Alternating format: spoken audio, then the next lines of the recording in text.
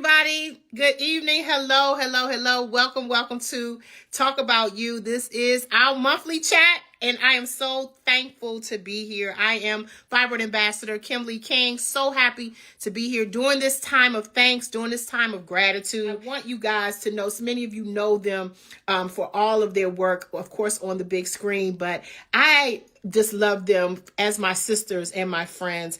I have none other than Cynthia and Malorie here with me tonight, and they're going to be coming on just to talk a little bit about we said we're going to do a little pumpkin pie, a little bit of secret sharing, how we cook in the kitchen, and some self-care tips and secrets. And then also we're going to be following up with Mal about how she's feeling after her UFE. Hey y'all. Hi. Happy almost Thanksgiving. Happy almost Thanksgiving, you guys. I'm so glad you guys decided to come and join me tonight. I want to introduce to some and present to others this dynamic sister duo. I have to read their accolades because I feel like you have to give honor where it's due, and I don't ever like to shortchange anybody from what they have accomplished. But my girl, Cynthia Bailey, has so many talents. You are so incredibly, you know how I feel about you and your sister, but there's so many things that you have done that I must rattle off in this moment because I got the mic. So I'm going to say it. But you are not only a supermodel, but you are an entertainer. You are a mother, an actor, and a TV personality. I think your screens are frozen. And you have been involved in several successful series, one of which we know is that Real Housewives of Atlanta, but also you have starred in Big Brother. You were also in Who's Cheating Who, and recently you were added a podcast to your list of achievements and accomplishments. Mal she is also been on Celebrity Family Feud. She's been on Alanya Van Zandt's Fix My Life, Real Housewives of Atlanta, and most recently her role in Taste of Betrayal. And so I am so excited about all that you're doing. But Malorie, you're also an entrepreneur, and you're the owner of Mal's Custom Jewelry, which I have my custom bracelets that I absolutely love. You're an author, you're a mother, and just like your sister Mal, you have star power, girl, and it just continues to shine. And so I'm so glad that my girls are in the building. And we got through it. We got through it. But I want to welcome you guys. This tonight is not just about giving thanks, but it's about us talking about self-care and all the things this year that we are grateful for. And during this holiday season, prioritizing self-care. I think that, sometimes we don't prioritize, especially during this time, because we're giving back to our families. Like right now, like people are everywhere in my house. Talking again about our self-care. Yes. And as you are home and you're thinking of your own thankful list tonight, so many people they kind of mix in, self-care with so many things, but we're going to separate them tonight. And first, we're going to start off with the things that we are thankful for. And I want to talk about our health and the things that we're thankful for as it relates to our health. And I'll start off. I want to just be thankful that I am healthy and able to have this live. There's so many people who did make it, Cynthia. We have a dear friend that we lost last week. And I'm grateful to have mental health and stability. I think that sometimes we take that kind of stuff for granted. So I'll start off with that. How about you? Well, I'm going to have to piggyback on what you just said. Health is my number one priority. I'm no good without my health. So especially at this point in my life, it's something that I focus on daily. And not just my physical health, my mental health as well, which you mentioned as well. My mental wellness is something that I'm definitely making more and more of a priority now in my life that I didn't do so much in the past. Before, I just struggled and was like, I didn't really understand that my mental affects my physical. And, just creating healthy boundaries, just protecting my energy, like all of those things really contribute to having good mental wellness, because people can just throw you off. So anyway, all of that for sure. And then I just want to add to what you said and add peace. My peace is everything. And that goes back to energy, setting boundaries, not putting myself in situations unless I'm getting paid to do it, unless I'm getting a check to do it. What are you thankful for today? I'm thankful for having a strong foundation around me.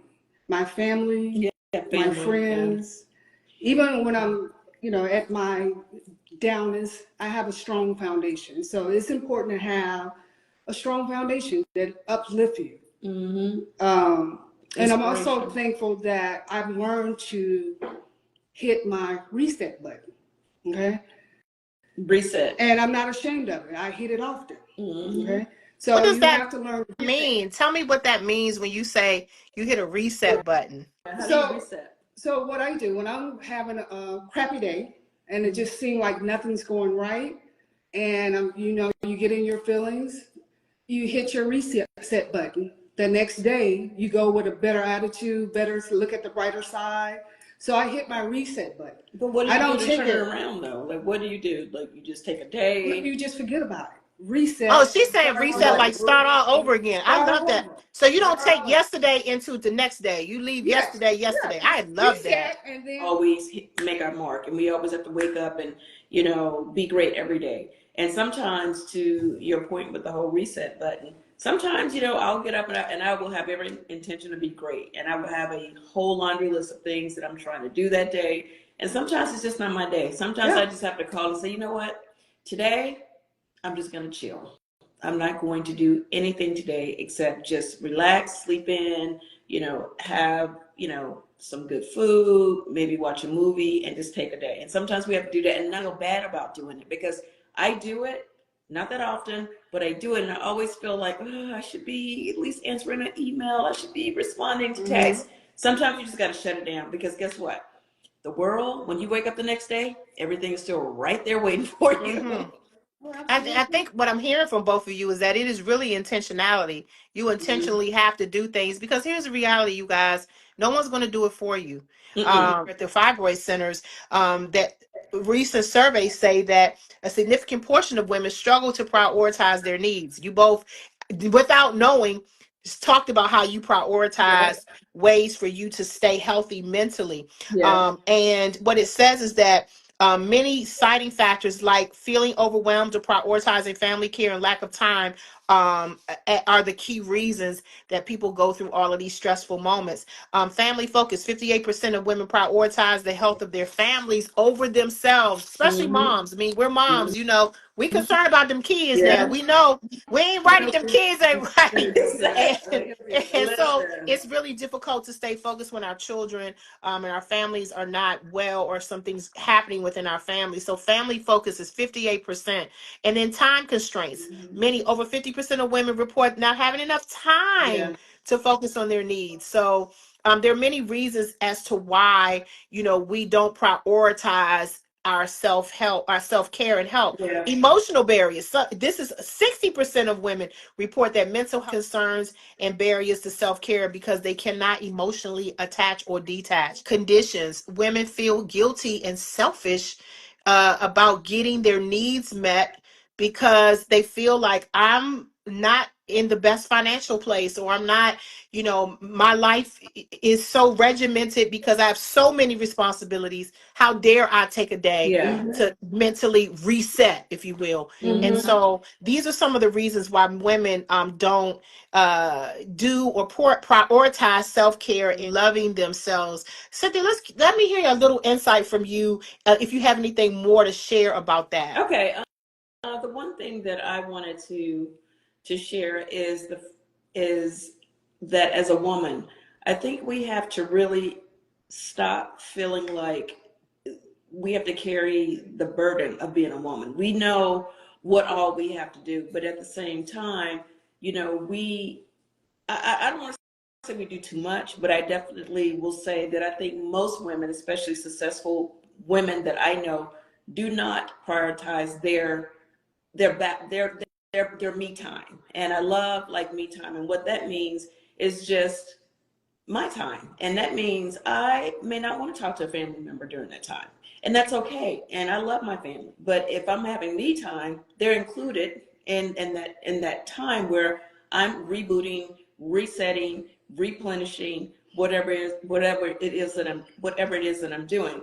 And then also, you know, with, you know, when it, you know, what I notice about men, if they're sick, oh, they're gonna lay down and be sick. Okay, they're almost like babies. When we're sick, we have to almost be dying before we really, you know, do the things that we need to do to feel better. We're going to go to work sick. We're going to still clean up the house sick. We're going to still cook. It's like, what plans do you have for the holidays? For the most part, other than doing a little traveling, my answer is, if I don't have to do anything, because I never not have to do anything. I love doing absolutely nothing for the holidays. I don't want to commit to any holiday parties. That's the one time I am non-committal. You can invite me, because I always like to invite, but I can't guarantee you I'm coming. Like, if I could have 2 weeks where I can just be still, and if I get some energy and want to do something, great. If I want to put on a wig and some lashes and be great, because I don't want to see no makeup, I don't want to see no wig, I don't want to do anything except sit and just be still sometimes, and that's really, really hard to do for someone like me, because there's always something going on. There's always, I'm always being pulled in a lot of different directions. But my favorite thing to do is to do absolutely nothing if I can. I love that. So, Mal, so do you guys feel, I'm gonna ask Mal this question. Do you guys feel obligated to always be on, because you guys are public figures? Do you feel like you always gotta look good? I always gotta have it together. That could be stressful too, don't you think? It's absolutely stressful. Just even then, just having your own like small business too is stressful all the time. Just trying to create and do content, do just many things. Mm-hmm. But women, we multitask, so it's hard for us to sit still. We just go a mile a minute. Yeah. So I think it's impossible to sit still, especially if you're single. Well, no, we have to make it possible. I know it feels like it's impossible, but I think, we have to, if it's 7 days in a week, one day now, at least one day. Now, I would love in a perfect world to get to a point where I can have 2 days of like me time, whatever that looks like. But 1 day a week, Sunday has at least Sunday now. Yeah. Got to be the one day, even the Lord. So we're gonna reset. Yeah. We're gonna intentionally make sure that we prioritize ourselves. And then what did you just say again? We gonna. I said be still. We're gonna be still. I love that. Be still means sit down some damn where. Sit down at least 1 day a week, y'all. You know what? When I was trying to lose weight, y'all, I've been on this weight loss journey forever. Okay. So when I'm in the space to try to lose weight, I know all the things, right? We always talk about this, Cynthia. I know how to do all the things, y'all. Y'all ain't gotta say, girl, you done gained weight, girl, you done lost weight, girl. I know what is going on with me, okay? I know how to do all the things, but I think that what helps me with anything is just tips, right? Yeah. Once I see them tips listed, I'm like, okay, I can do that. Now I already know them. But something about seeing them. So I think I want to just share with somebody on here to help you is that sometimes you just got to list it, right? You got to list the things that you need to do. I got a little to-do list in my phone, and I go through it every day of things I need to accomplish or things I need to stop or things I need. Like I got all these lists because they help me, right? And it helps me to kind of stay on track. No, I'm going to walk with you through this journey of good uterine health, good fibroid health. I want you to feel good, and I have 3 of my friends that have been dealing with fibroids in the last couple of weeks, and I'm like, why didn't you call me? Yeah. And they said, well, I didn't want to bother you. What you mean you didn't want to bother me? Your health is important to me because I want you to feel good. And I think that people don't prioritize. They kind of gatekeep when it comes to like those kind of things. Like they don't tell you about all of their little trade secrets of how they look good and how they feel good. But one of the things I think that we should do is give the gift of telling people, about how to feel better. I'm so glad you said that. Can I say this really quick? The one thing that I wasn't up on until last year was like checking my hormones, like doing my hormonal panel or whatever it's called. When they check the blood. Oh yeah. Like a lot of people don't realize that. And you still got to get your stuff checked because my testosterone was very low.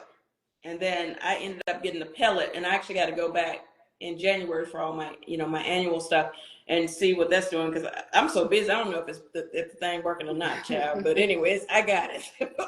But my estrogen, somebody told me to check that, but that was fine. So make sure, and these are things, these aren't things that my doctor told me to do. Like one of my girlfriends was like, I was like, you know what, even if I rest, I feel like I'm tired all the time. I know I'd be doing the most, I travel all the time, but I just feel like I'm exhausted all the time. And they said, check your estrogen and check your testosterone. Like I said, Mal still got to check hers. She got to go and that out. But yeah, the gift of the best thing we can give each other, especially as women, is the gift of knowledge, especially when it comes to our health. Because like you said, Kym, a lot of people don't tell you them that little extra stuff that they need to tell you. We know we got to go get our mammogram. I'm getting mine again in January. I'll probably be posting about that. I usually post because I like to encourage women to make sure they get it, because sometimes we can let that slip through the crack. But I'm really diligent about getting mine. Just go on get it in January, because you're going to be busy. Just go and knock it out. Everybody usually is pretty cool the first 2 weeks of January. So that's when I do mine. And colon, what's the thing? I think we gotta get our colonoscopies. Yep. We gotta get our mammograms. I did that already. We gotta get out. Like Yeah, we got to do all the things, ladies. You should have your laundry list. Yes. And then in addition to that, you definitely want to check up with your fibroid screenings if you're on here. Absolutely. That's also should be added to your list, just to make sure that you're straight, especially if you have longer than normal periods. If you have all of the symptoms of fibroids, which a lot of times people don't know that they have a fibroid. I know people who said, I didn't even know I had them. I just thought that the heavy period came along with it, the longer than normal period, over 7 days. I said, girl, you've been bleeding 12 days, girl. That ain't normal. That is not but I think that they just get so used to those abnormal issues, suffering, headaches, frequency in urination, lower back pain, all the things that say fibroids. So it's important, if you have any of those symptoms, that you add those to your list. And you know what, Cynthia, I the reason why we do this talk about you, and let me just be very candid and transparent, Mal and Sen. We do this because as girlfriends, I will listen to you a lot of times before I listen to the doctor. That's right? True. Because you are a living witness and testament of healing. You've been through some things. You and Mal both had UFEs, which is why we have you as our ambassadors. Let's just be clear, and you guys can walk people through this process. So I don't want us to forget about all of these testings. And Mal, how do you feel about even us forgetting about our mental health and our self-care practice? Should we add that to our list every year? What do you think? Absolutely. So my gift will actually be advice. Getting the UFE procedure done is probably the best decision I ever made in my life. It's life-changing. It's just it's just the best decision that I made. So my advice to any woman that's suffering from fibroids, bleeding, and all that, you have to get it done. It's life-changing. It's life-changing. So you really, really need to make an appointment, and get that taken care of, because when you reclaim your life, I actually wonder now what took me so long to do it. Yes, you've been fibroid free for 2 years. Yes. You got your UFE 2 years ago. Dr. Jacob White, one of my favorites at the USA Fibroid Centers, performed your surgery, and you have been looking and feeling amazing, I heard. So tell us how you have been doing since you had your surgery. I've been doing excellent. So since I had my procedure, no more bleeding, no more bloating, no symptoms. So none of that. So I was, as soon as I had it, I mean, I didn't have when I had the procedure, I didn't have no cramping, nothing. It was easy for me. 2 days I was up and back on a flight coming back to Atlanta. So I didn't feel anything. It was the quickest procedure. First of all, they said 30 minutes. It was every bit of 15 minutes. I didn't feel anything. And then 2 days later, I feel like a whole different woman. So I feel good. I feel good. I'm back to myself. I'm back to my I feel like you're a different person. Yeah. Because I know before that, I was the person that encouraged you to get it. I was like, you have to get it, because you were always, I hate to say it, a Debbie Downer. You were always complaining. That's you were always I was changing every 10 minutes. Yeah, you were like just no energy. 2 weeks straight. And because she had no energy, she was just always like, either getting on a period or getting off of it. And complaining about the bloat and energy levels. And were you anemic during that time? Yes. Anemic. She was like a mess. And I was like, Mal, if you don't do anything else, please go get UFE because it's going to really turn your life around. And when I got it in my 40s, it really was like a game changer for me. And one of the best things I did, and I always say this, was show that procedure on the Real Housewives of Atlanta and walk women through that journey, because so many women come up to me too late saying that they've had hysterectomies and all this stuff when they didn't really know what the other options were. And make sure y'all, as we're gearing up, season 16 of Real Housewives of Atlanta is coming your way, and we have more, not just entertainment, but like what I love about being a part of the Housewife platform is we with the drama and all that stuff. But I do feel like you guys get to really see, a lot of times there are some teachable moments on there as well. Some tools that, we show different things that we go through, whether it's relationship, whether it's, whatever, it could be anything.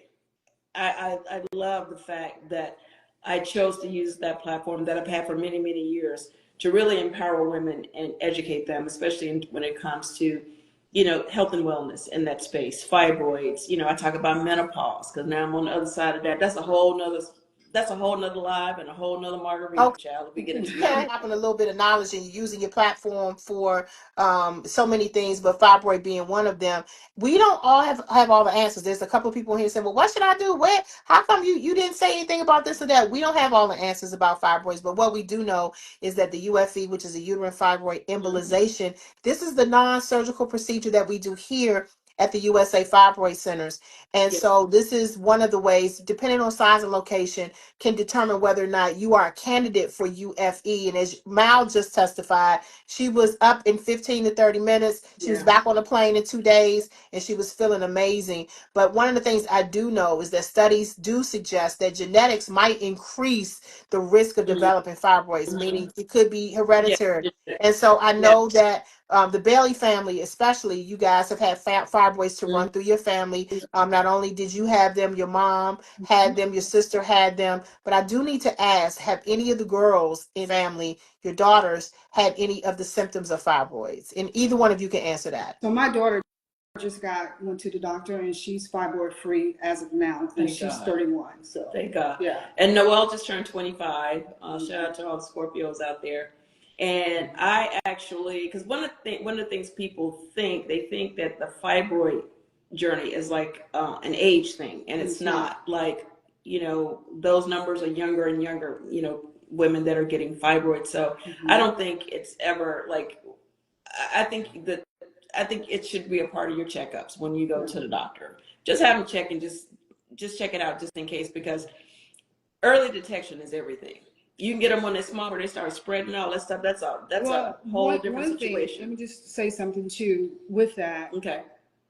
If you're on birth control, it's a lot of times those fibroids are smaller, but as soon as you get off birth control, that's when they get really big. So a lot of times doctors may not see them because if you're on birth control. Oh. But once you get off that birth control, they get crazy. They get really big and they grow. So grow something about the birth control. Yeah, that's true. Those pills. Yeah, because the doctor told me in 50s to get on birth control.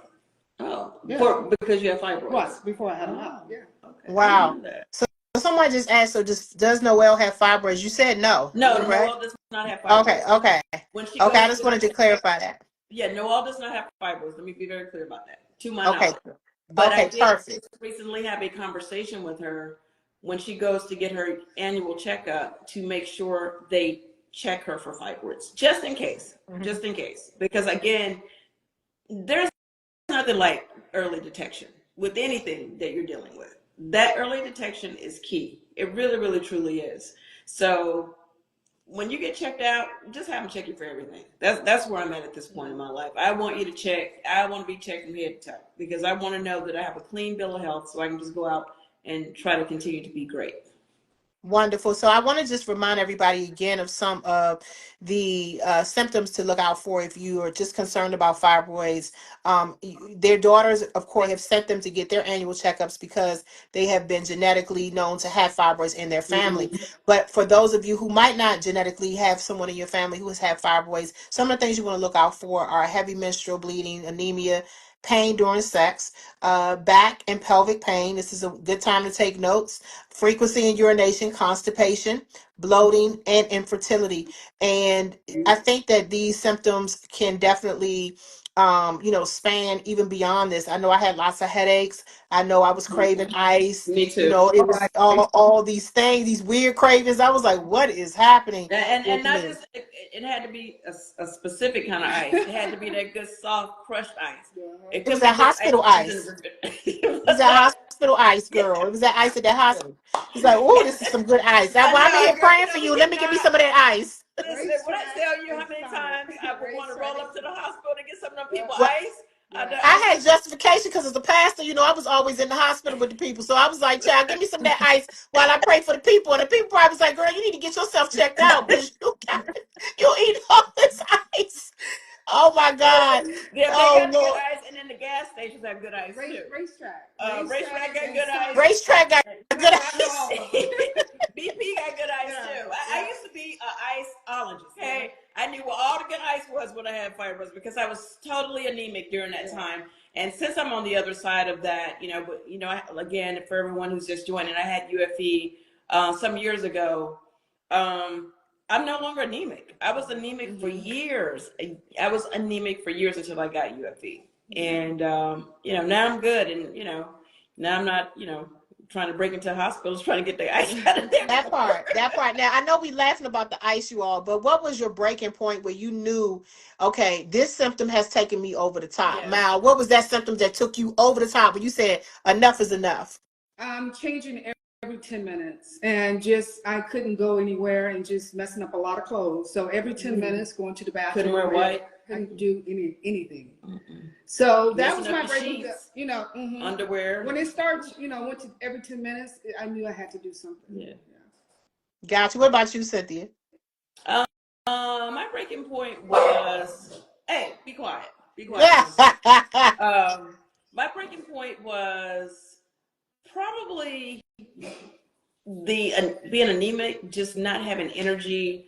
My job and career requires a lot from me.